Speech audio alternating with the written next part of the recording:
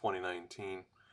And excited to be starting a new series for you from the offices of Complete IT here based in Tampa, Florida. We are going to be discussing single topics, but going a little bit deeper, hopefully more of an educative approach for the consumer, the everyday user, trying to make things more understandable with all the flooding of technology and the usage of technology for every day. Sometimes there's so much information, it's hard to know what's true, what's real, how to use it. Things are constantly changing. And so we want to try to break things down to where it's very understandable, enjoyable, things where you're comfortable using and interacting. And so you'll see on this page our beautiful split screens here. But you'll see a very boring Google page, and you'll understand why here in just a second. But today's topic, as we start off this Wednesday webinar discussion and series, is what is a browser? Um, Seems very fundamental for some of you. For others of you, you may be going, what is a browser? And that's why we're going to be talking. Because some of this kind of stuff is easy to overlook, and we get very complacent with it in the industry because we use it every day. It's just like picking up a fork and eating. It's um, underappreciated as to the science, to the tools, to the ins and outs of what's actually available with that. And so that's why we're here today to try to break those things down. Go a little bit more in depth. For some of you, it may still be educational. So for some of you, it'll be eye opening. Um, and so we're going to break those things down today in our discussion. So let's dive right in and let's not waste time getting around to it. So first of all, a web browser is simply the screen, the program that you use to access the internet. There may be more official definitions or more fancy ways of putting it, but let's be real. It's your home page. It's your way to get to the internet. Check your emails, to check your social media platforms, to do what you need to do on a recreational or a business approach. And so that is kind of just the starting point of what it is. A web browser is to do that. It browses the web. It allows you to have a starting point. We here at Complete IT, we are officially Google partners. That's part of the reason why we have the Google page up first. But at the same time, part of the reason why we're Google partners in our professional industry is because we believe that right now Google has the best product out there for the everyday user, both professionally and recreationally. And so we are using Google as a platform for all of our stuff. So if you walked into offices and you were to see us browsing the web to do our job, to do internet searches, to research things, when we're doing pricing for estimates and projects, we're using Google. And so we'll go into a little bit more in depth as well with that. But I do want to give fair credence and teaching to two other browsers. And we're only going to cover the top main three, that's probably the top three that we come across in our everyday dealings. And those would be Google Chrome, would be the actual browser and the software there. Microsoft Edge would be the second one, and then finally the third one that we'll be talking about this morning will be Mozilla Firefox. And those three are kind of the big three. There are a bunch of other options out there. Everyone is wanting to get a piece of the pie because there's a lot of specifics and little nuances that you can get into when you're talking about web browsers and what you're trying to look for, what you're trying to protect from. If you have families, there are certainly some that are more family friendly. Um, and so there's a lot of detail going on into the specifics there. But I want to talk about the big three and what we see regularly. We will talk about a couple other little ones here as we go along. But what I want to go through is kind of want to look at all three web browsers. Again, Chrome, Google Chrome, Microsoft Edge, and Mozilla Firefox, and kind of show you the layout, how it works, why it works that way, and just kind of give kind of a 30,000 foot view of what you have to deal with when we're talking about these web browsers specifically. So we'll jump right in here with Google first. You'll hear me clicking and typing around. I want to use it just like I would in a real life scenario. And so when you go onto Google, if you have a Google account, and I've set up a dummy account, and you can see, you can follow my arrow and in my pointer and um, see me typing and such here as we go along. But I want you to understand what we do. I have a dummy Google account that I've set up, and it allows me to kind of have some of these structural things here. But what this does is it just basically allows me to do anything. I'm a sports junkie, and so one of my favorite websites is going to be going to ESPN. I love sports. I love to see what's going on. So July 31st, 2019, here's an ad for a well-known shopping brand. And then we get into talking specifically about athletics of what's going on in and around the states here and around America. Very fast, very quick response. There you go. Okay? Now, if I do that, I have this on Google. Let's jump over to your Microsoft Edge. This one, this home page, if you remember, Google didn't have much on it. This one has a lot of home. It's kind of a home page right built into Microsoft Edge, and it kind of gives you a rundown of some of the top news stories that Microsoft is finding appropriate and important to find out. So you can scroll right through and see a lot of the news articles right through here. You don't even have to sometimes go anywhere. It's just right there. But I want to go to ESPN. Again, it's one of my favorites personally. Don't judge. This one is taking me to a search engine, which they use Bing. Now, I started with Google Chrome, and I went into Google, and it took me directly to the page. This one kind of had a home page, and then took me to this, and they use Bing for their search options. And let's go ahead and search it. And it's taking a couple more clicks, but it's still getting me there. Same information, same layout, same setup. All right, so you can scroll through. Again, you can have your pick of the news stories or the videos you want to see, whatever's going on. It's right there. All right. Now let's go over to the Mozilla Firefox. Again, Mozilla has a little bit more interaction for the very beginning. I just downloaded Mozilla in full transparency, so there's not a lot of customized things of favorite websites. What this is doing is kind of dropping in the top sites that Mozilla sees searched for on their platform across the nation and around the world. So you can see that these 6 items here are kind of the top 4, or search for, excuse me, topics or landing pages, websites that people are going to on a regular basis. And so this is something that's really interesting, that they are trying to help you out and kind of save you a few steps. And then also they do have a couple of news stories and things like that they want you to go. Now, I'm going to type in ESPN again. Now, what I want you to notice, though, is something very interesting. You see this little letter here? If you're not familiar with it, that's the letter and the kind of the icon for Google. So I'm on a different web browser, but I'm using the same search engine, the same motor to get me to the website as my first one, Google. Boom. Mozilla is using Google to get you to the website. Now, same content again, same news stories, everything's the exact same.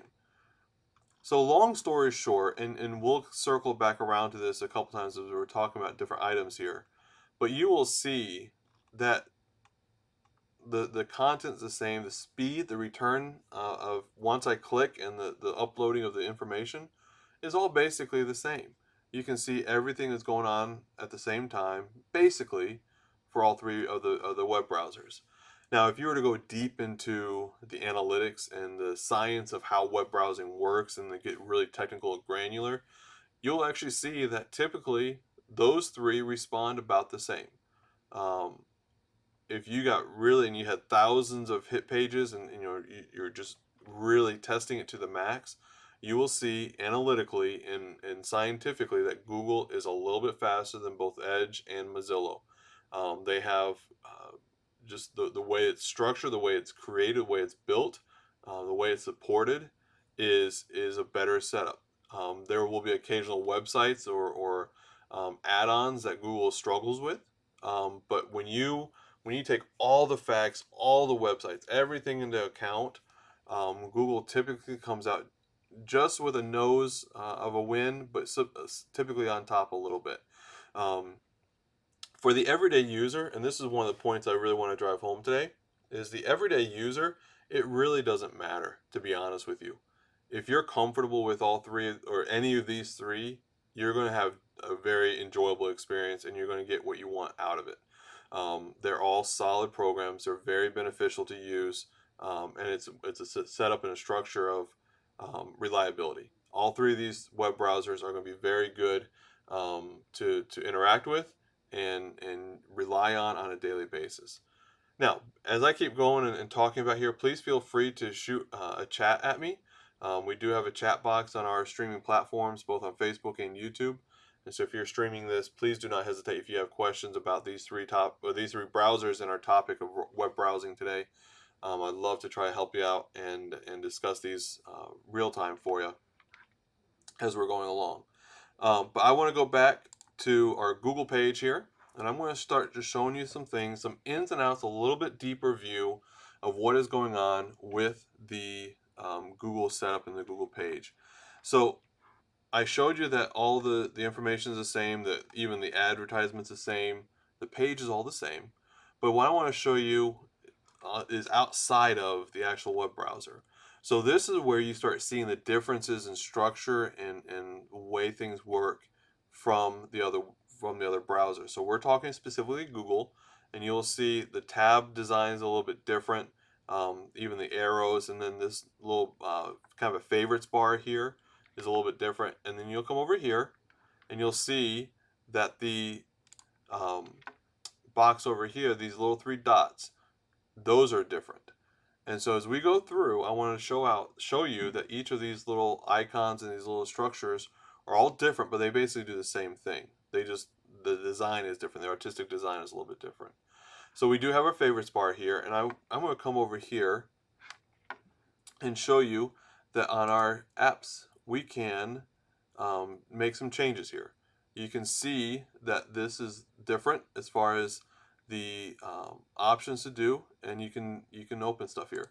I'm going to leave our ESPN page and go to apps. Now, if you're a Google subscriber and you have a Gmail account, these are kind of default suite apps that Google has created for your usage. These are free basic items. You can go into the Google Store and there are apps and add-ons to the Google Chrome base and things that you can add on to your computer and to your web browsing experiences. Most of them are free. Some do charge, and there is choices that you can make whether you want to go about that. But if you have watched us for a little while, we've talked about Google Slides, Google Sheets, and Google Docs. Those are the comparisons and kind of the rivals to PowerPoint, Microsoft Excel, and Microsoft Word. Those are the Microsoft three big items that they really push and are used in both recreational and professional realms. And so Google has kind of paired up and created three incredible platforms that are available to you. I'm not going to go in deep in those in this discussion because that's not what we're talking about, but that's just one of the options here in this apps box that you can go. And so you can go right here in your web browser, and obviously YouTube stands for itself. Everyone knows what YouTube is. So I'm going to go hit the back arrow and go back to my ESPN page. Now I'm going to come over here and I'm going to go to the Customize and Control Google Chrome. And so this allows me and gives me some boxes here of options. Okay? These are all different things I can do.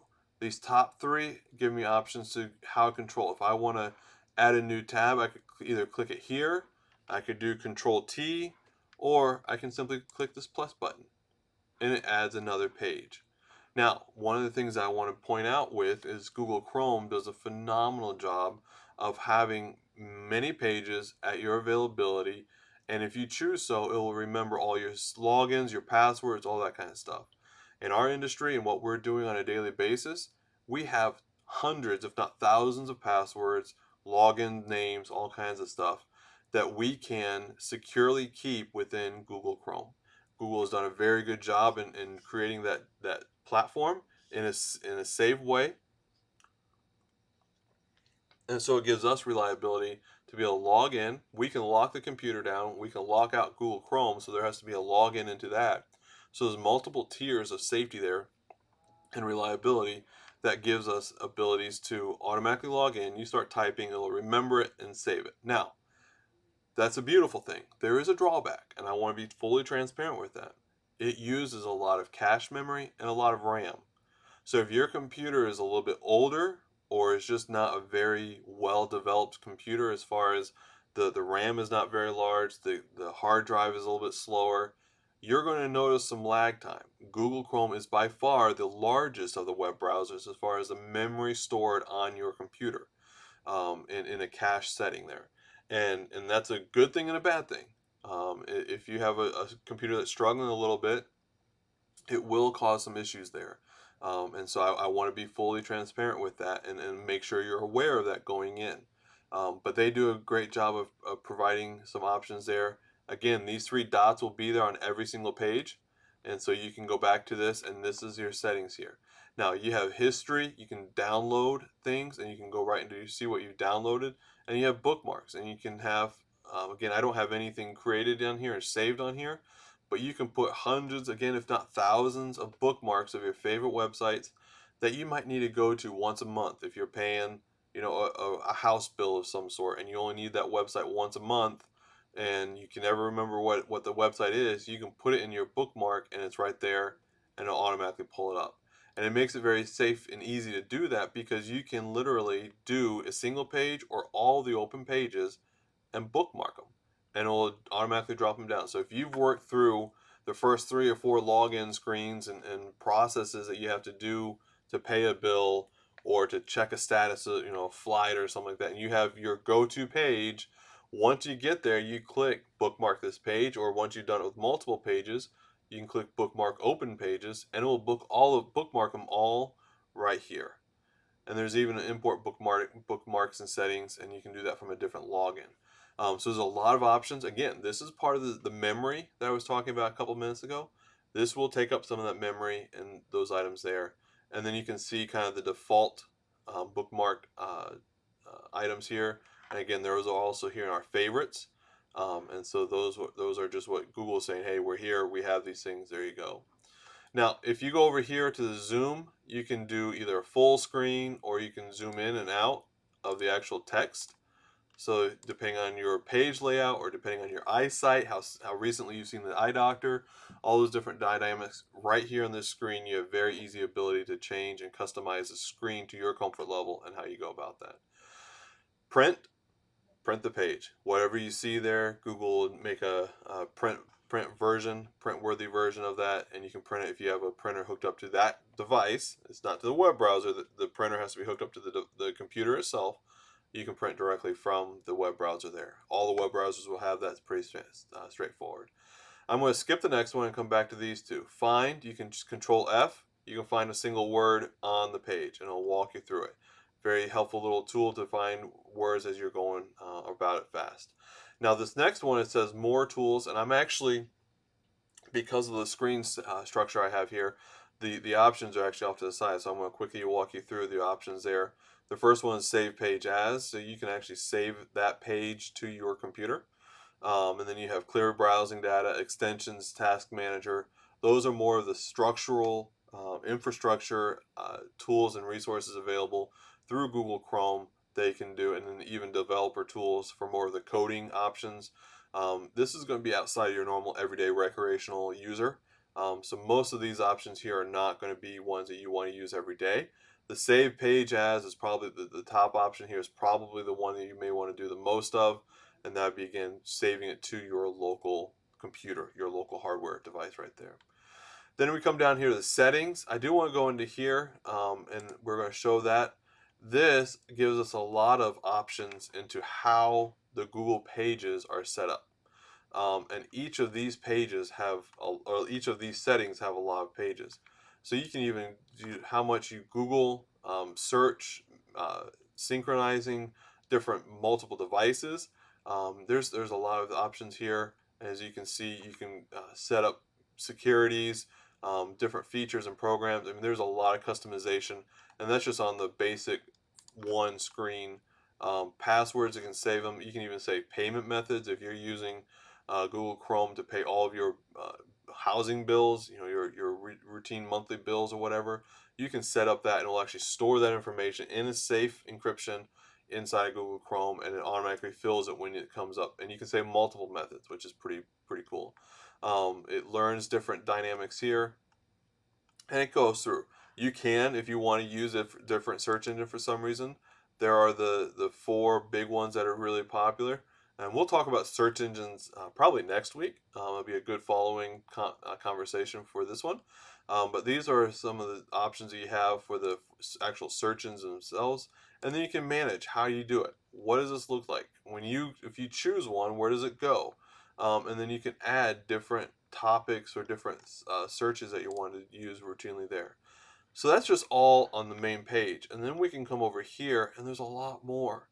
So what I'm trying to point out here is on this page, and I don't want to ramble all day long. I know you only have so much time, is you need to play with it. There's a lot of flexibility here and there's a lot of stuff. And if you don't know it, ask. Shoot us an email, shoot us a text. We'd love to work with you and help you out on some of these things. We love to see people are comfortable and enjoying their technology experiences. And so if you don't know, don't hesitate to ask. I've actually sat down with clients before and walked them through different browsers and to see what makes sense for them. And so there's different fluctuations. Some people just make a connection with a different browser, and that's fine. It works. Like I said earlier, they're all basically about the same. They all do the same function. They all do the same job. A lot of it's just design and layout and where you're comfortable with. And so that's a really good thing. The next thing I want to go to is I actually want to go back to the home page. So I'm actually going to click the back arrow again and go back here. So I'm going to go back up to our settings, our options up here, and then the settings is what I clicked on to get there, and then help. Um, Again, this screen is off to the side. This has some information about Google Chrome, how it works, what is it, the versions of it. Google's constantly putting out new versions, and so that's all there. There's a help center that will actually help you walk through if you have questions, or if you're trying to search for something, how to save it. Those different dynamics, those are all available right there in the help center. And then reporting an issue, and it can be really anything, whatever is noteworthy for you, is flexible to put there. And then you have an exit button, and you can literally click exit and it will shut down that Google Chrome. I want to come down here and point out a couple other things. Again, if you're not really familiar with Google plug in some things that what they think they may be interested in using.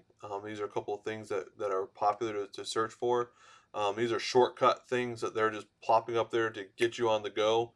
And these are a couple of things I've used as in either previous webinars or in just setting up this particular profile that I have here. So those are just a couple of shortcuts. But as you continue to renew and return to the same websites repeatedly over and over, those will pop up there as automatic shortcuts, and you can just click on that if you go to a home page. I want to come down here to this customize button real fast, and I want to just show you a couple of things that are really cool. So Google knows that page is kind of boring, and so they try to make things exciting. And so they've done something that makes it your website, your browser. And this is it. They've allowed you to customize, and you can choose between all kinds of different options. They have landscapes, textures. You can see these for yourself. And I kind of made the sarcastic comment at the beginning, a very boring homepage, is because they want you to take ownership of it. Google's done a fairly good job of saying, hey, we want to customize everything for the user. That's one of the reasons why we love Google as an office. And that's one of the things is all of a sudden, boom, you have kind of a fun, whimsical approach to your web browser. And you can even upload your own images. So if you want to throw your own family on there, if you have pictures or a vacation picture that you want to remember when you're having to start up the computer in the morning, you can go for it and have that there. And it's just another flexible, fun thing. All right. So that's Google Chrome. That's kind of the ins and outs of Google Chrome itself. Again, we use Google Chrome a lot, but it's not the only one out there by no means. And I don't want to come across as the only best one. That is our preferred method. But again, for the everyday recreational user, there's a lot of options. Okay? All right, we're going to jump back over here now to Microsoft Edge. Now that I've kind of laid out some things from the very start, we'll be able to go through some of these items faster because you'll see some similarities and some familiarity with these different settings. All right, so with this Microsoft Edge, we're going to start at the top. Couple little extra buttons on here that they have that are a little bit different than what Google Chrome had. again, if you want to add a new tab, they have just the plus button, or you can close it there. The plus button is to add a tab there. Again, with this web browser, you can do Control T, and it will add a new tab as well. But there's also a little drop down, and Windows, or excuse me, Microsoft Edge has set this up so that way if you're wanting to run between multiple websites, and this is really ideally for um, just the structure of a thumbnail setup, and you don't remember exactly what browser was what web browser, is as you add tabs, this is what Google Chrome does. You have the different names of the websites along the top here, okay, and you can add as many as you want across here, and these actual boxes, these rectangles, will just get smaller and smaller to fit the information and then to hold its spot for that web page. But what Microsoft Edge did is they added kind of a thumbnail option to where you don't even have to see the tab or remember the name, you can remember the picture. And so as I scroll here, it will eventually catch up and will save kind of where I'm at on that thumbnail. And so as I go back and forth, it will remember where I'm at on the page here, and kind of keep my information there, which is kind of cool. And so that's a little extra thing that Google Chrome doesn't have. It's not that big of a deal to me, in my opinion, but it is one of those things I think is noteworthy, and someone might find that very nice. This would especially be beneficial for maybe people who are struggling with eyesight issues, and those who would, the thumbnail, the actual picture there that's a little bit larger would be helpful. Now, what I want to go here is if you want to set these tabs aside. So if you're those two tabs are the ones you want, you can kind of set them aside, and they all of a sudden pop over to a special box over here, kind of out of the way. And this is the first time I've done it on this one, so that's saying, where do your tabs go? So let's get it rid of it. But it's just sitting here off to the side, okay? And so now it created another new tab for me because I still have that browser open, the whole web Microsoft Edge browser. But if I want to go back, it's going to pull the tabs I've got set aside, and boom. So if I don't necessarily need it for anything, but I want to save it because I like to go back to ESPN really fast and I just don't feel like typing, I can set it aside. Boom, it disappears. I have my home browser, just the main page again. But you know what? I want to go back to it. There it is. You can have a fairly large number of tabs in there. 20, 30. If you have a bunch of different favorite ones that you want to keep, you can do those. Your top news stories, websites there, you can keep there. Again, billing, if you're doing a lot of home bills or things like that, you want to store stuff on there, you can do that in that structure there. Okay, so that's option. Those are those buttons over here at the top that we're talking about. This is the kind of the library of those, and then this is the button to command them to go and kind of disappear. Now, we're gonna go back here. This is our home page, refresh page. I didn't touch those on Microsoft or on Google Chrome, excuse me. Those are pretty common. I'm pretty familiar with those. If you want to share a page, you can actually do that. Microsoft is more than willing to do multiple ways of sharing. And if you're in the Microsoft ecosystem pretty deep and you do Microsoft everything, this might be a good option for you. Um, a lot of times, most people would just do a kind of a copy, control, paste kind of thing into an email. But they do this in OneNote and Katana. There's different ways that you can do that. If you have contacts, you can click on them. It'll do a direct share to them in whichever method you want to do. Texting, email. There's some different options. That's kind of a fun thing. I don't see it as incredibly beneficial, but it is an option. And then I mentioned in Google Chrome that they had an app store for extensions and extra softwares or programs that you might be interested in. And Microsoft does too. And that's in that page there that you see in the Get in the App Store, or Get Apps in Store, excuse me. They have an app store and you can choose and shop through some different things. There are functional things that might be needed for websites, PDF builders, or different things that would just be beneficial. And then we'll go back to this one. This is one that is a little bit unique and a little bit special, because Microsoft is really trying to take on Apple in their touchscreen technologies and in their options that they're providing through Windows and through Microsoft itself. The I have a Microsoft Surface that I use for the field calls I do in everyday use, and I have a pen, I have a stylus, and so it will actually allow you to, circle, highlight, go through, even clip different parts of the page, and then you can share it or you can save it. And it gives you options. And so this is just an extra level of creativity on the computer I'm using for this webinar. I don't have that flexibility with this particular structure. And so it's not as easy. You can do it with your mouse, but it's a little bit more clunky. This is really ideally set up for the finger or the pen approach for a touch screen like the Microsoft Surface, Microsoft Pro Surface tablets, or that kind of thing. So that is right embedded here into the website, and that is pretty cool. That is an option there that you can use. More of a niche thing, not necessarily a wide demographic. It's not like everyone's going to be using it, but it is available for that. And then, like we had with Google, they have their selections and options here. Favorites would be like the bookmarks that Google was using.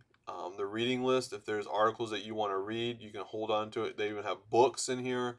You have your history, you have your downloads, even extensions. A lot of websites might have a specific niche program that they're using, so you can view their website well, depending on the nature. Some engineering firms, some artistic websites will have very specific softwares that they're using to create their platform, and so that sometimes you're required to use a complementary software so that you can actually even view it, because it won't be worthy of anything. Uh, this will show, you can show what the toolbar is, this bar up here, okay, this whole thing. So they're saying, okay, you can choose what is showing up there. So if I added books is going to be there. I come back over here showing toolbar. If I added downloads is there. So you can customize. Microsoft is trying to allow you to have some options and structure of how you customize things. So that's there in this option here. Again, we have the print, find on page, the control find kind of thing that I was talking about, where if you're looking for specific wording or a phrase or whatever that's on there. Um, Microsoft does have a read aloud option, and this is a newer thing for ADA compliances. Websites are having to become ADA compliant, and so websites can be read to the individual, and so this is an option there that can simply, you click on it and the entire website will be read, and then you can select based off of what you're hearing. And so that's a very new thing, but very cool thing. And then you can pin pages so that it always comes up as kind of a favorite or as an automatic thing. And then they have more tools, casting. And I actually totally skipped over that. We'll talk about this probably in another following webinar. But the casting to devices, I use this quite regularly in the professional realm. I come back from an on-site visit showing pictures or video footage that I've captured for a project scope, and we want to share it to the office, to the engineers, so we can estimate it right, so we can price it out and start thinking about this project the right way. This is done on cast media. It can be done to TVs, it can be done to other devices, even mobile devices sometimes. And so those are options here, and we'll talk about more of that here. Again, you can add notes. There's more options in there, and there's more tools, and then the settings as well. Again, Microsoft is very intent on trying to allow you to customize things, and they're doing that through this here. And even how you save streams. Some of the advanced settings allow you to go pretty deep with some of the technical side of things. Again, probably not everyday usage for stuff, but it does allow you to have options and flexibility to your interest and to your comfort level. Okay, so that's Microsoft Edge, and then quickly here, we're going to go into Mozilla Firefox. And if you barely even notice a swap, we're on the same page. Again, very similar things to Microsoft Word. Microsoft Word. My apologies. Microsoft Edge. Microsoft Word just flows off my mouth for some reason. But again, they have some options here. You click the plus button starting at the top. They have the tabs. So again, you can do the tab options. Microsoft Edge and Firefox do not have as much memory structural setup as Chrome does. So sometimes passwords and things they can be saved. There's just a little bit more limitations. There, some of their settings, they have two different locations for settings here. One is here, and you can do uh, very straightforward commands here, and you can see exactly what you're wanting to do. Save to Pockets to a mobile device. You can share it, send tab to a device if there's a whole website that you want, and you can text it to somebody, whatever. Even screenshot a website if you want to save it for later, what have you, as a picture. You can do those kind of things. So these are two icons, a favorite and the pocket, that are basically off of this here. Then they have some more here, history, some of the bigger selections. Again, this Chrome has it, Microsoft Edge has it, so nothing really shocking or new here, but that's just their option. They have sidebars that they like to include on this one, and this, instead of going horizontal across the top, some of the stuff that Mozilla Firefox likes to do is along the side, and so you can have, more and more breakdown folders, and really kind of set up as you would a file folder inside of your computer itself. And so that's just way that Mozilla has it set up. Again, it's a design element. It's how you want to structure it and how you have it set up. And then this is the big drop down tab option of all the settings. Again, nothing is really shocking or new here. They don't have a whole lot different from the other two that we discussed. It's just how it's structured, how it's worded, the layout of it, the design element. We have a new window. That would be a whole different window. This is a window here. It would be a whole different window than what's there. You can do it, restore previous session. So if you just went up here, clicked X, and you had 5 or 6 tabs open, you could reopen Mozilla Firefox, click restore previous session. Those 5 or 6 websites will come right back up. Chrome and Microsoft Edge all have those. So again, it's not a big deal. Content blocking, they all have safety things for family settings, or work site settings. Whatever you need to do, you can set those up. Very beneficial thing to have. It just keeps things cleaner for you. And then they have the logins, passwords, add-ons, options. You can customize things. There's a lot of flexibility that you have in this setup and in this structure here. And then we're going all the way through down to the very bottom. Again, you can exit and stop things there.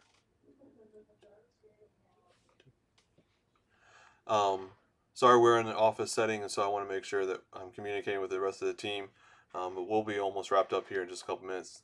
So as you see, overall, you can see the entire platform of Mozilla Firefox, Microsoft Edge, and Google Chrome basically all have the same functionality. The layout is all different. Again, like I shared at the top of this discussion, we in our offices use Google Chrome because of the way it's structured, because of the usability of it. We really appreciate it and enjoy it. But it's one of those settings that if you're in an ecosystem, if you've used Firefox since it came out 15 years ago or whatever it is, and you're comfortable with it, and you feel like you're missing out, you're losing something because you're not using Chrome or Microsoft Edge, that's not really the case. If you're going deep into some of the technology options that they offer, you might be missing out a little bit. But for the everyday recreational user, Mozilla is a solid platform. Microsoft Edge is a solid platform. It really comes down to preference in a lot of different ways. I hope this has been beneficial. Please don't hesitate to reach out to us. We'd love to help you out. If you have questions, or if I've spurred on extra questions and you're starting to play around with some different options, let us know. We'd love to help you out. Happy Wednesday. Talk to you later.